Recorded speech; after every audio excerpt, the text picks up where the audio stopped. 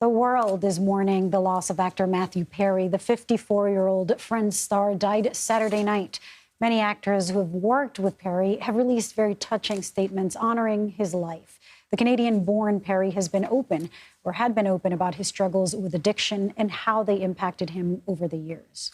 Earlier this year, he published a wonderful autobiography in hopes of helping others, but he may be most remembered for his quick wit, his charming smile, his lovable personality. To talk more about that and his legacy overall, let's bring in Jeff Astrof. He is one of the original writers of Friends and worked with Perry at the beginning of the series. Jeff, thank you very much for being here. One of the standout lines many people have pointed to in the autobiography of Matthew Perry is when he wrote that it's strange to know, this is a close paraphrase, that if you were to die, people would be shocked but not surprised.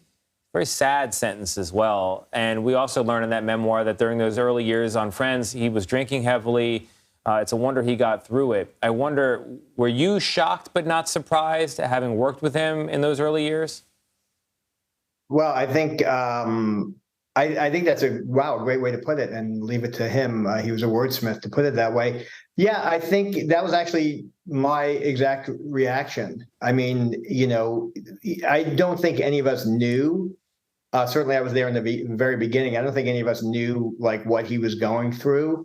The show had such a meteoric rise. By the Christmas of the first season, these guys were like the Beatles, and then after the first season, we came back, and I remember noticing some changes in him, and all of them. I don't know how anybody stands up to that kind of pressure and that kind of instant fame.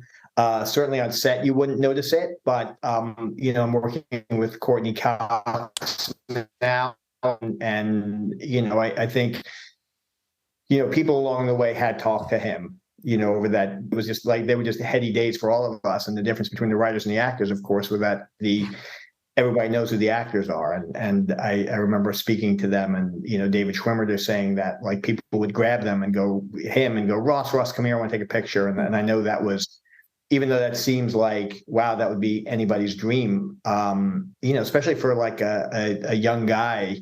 Anybody. Yeah. It's a lot. And if you don't have the necessary support system, and I think he just, I think the sad thing is like a lot of people, I think he just fell through the cracks. And also because he was so funny and so quick-witted, you probably never would have looked at that guy to have a problem. And you can kind of see it looking through, with his physical appearance changed.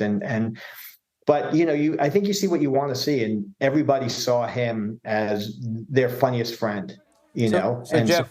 Jeff, on that point of the timing, the wit, the funniest friend, what was it like from your vantage point as a writer in the writer's room, watching Matthew Perry take something from the page to the stage? So it was really incredible. I mean, this was towards the beginning of my career as well, and I don't think I've really since worked with an actor. I've worked with some great actors, and the spin he put on it. I remember the first episode I wrote. I think it was the first episode after the pilot. It was called The One with the Thumb, and Monica brings home a boyfriend and says, and these are the Von Trapp family singers. And I just wrote a line that Chandler goes, I'm Liesel. And he steps out and he goes, I'm Liesel. And it was just like, wow, who? And people were like, what a great written line. It's like, it was an okay line, but like, it was really just his emphasis on the wrong syllable. So I love telling jokes, and I'm very, very competitive on getting jokes in and getting the biggest laughs. And you really always knew that he would get the biggest laughs. So you jockeyed, and me personally, I always jockeyed to get a great line in for him. And he could deliver anything. I don't think there was ever a single joke that you would give him that you'd be like, Matt, let me tell you how to do that. Like he would. And I think there was kind of a joke that he would play with us when we would write a joke to put the emphasis on the wrong syllable. Could I be any more of this? He would emphasize a different word just to make it his own, and just because he knew that we were trying to, right to something, and he would kind of play with us, and he would make it better. He made everything better. Yeah, I mean, he was. I wonder about the pressure that you just mentioned. As a writer, of course, you're competitive. This show was such a big part of everybody's life. There was some magic to it, but you just touched on something that, thinking about somebody who is in recovery or struggling with addiction, there is that increased pressure. Did you ever observe, or what was it like, a system where you have 6 actors, where you have writers and jokes, where you have, audiences expecting the best, where you probably need to one up each other? Do you think that added perhaps to his struggles? Oh, I don't see how it couldn't. I mean, I think that, again, we were even in the writer's room, like nobody in the writer's room that I knew of like had those problems, because we're writers and there's always like a built-in kind of self-deprecation anyway. But for an actor to have to be to have to deliver in that way, I think I couldn't imagine the pressure, because there's absolutely no privacy.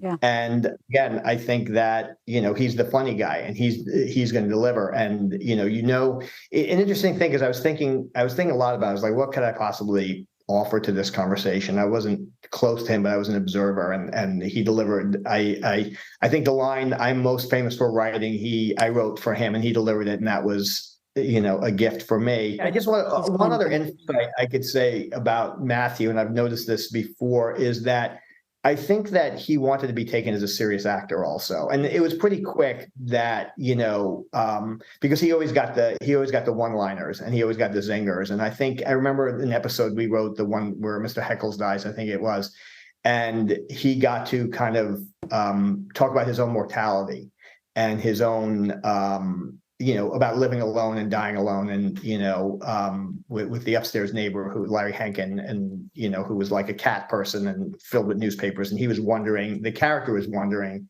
is this my future? And I think Matthew really related to that, because I think it's like Tears of a Clown, and I know that he would latch onto anything that was serious. And I think he wanted to be serious. And I know another one of my actors, Mira Sorvino, pulled a quote of his just talking about, he'll always be remembered for Friends. And I think that's a blessing and curse. I talk about that with Courtney also. And all of them, you see that that was a very powerful post by Mira Sorvino. Thank you so much. We can't tell you how much we appreciate you coming to join us today. Yeah, much Thank you appreciated, so Jeff. much. There's better news ahead.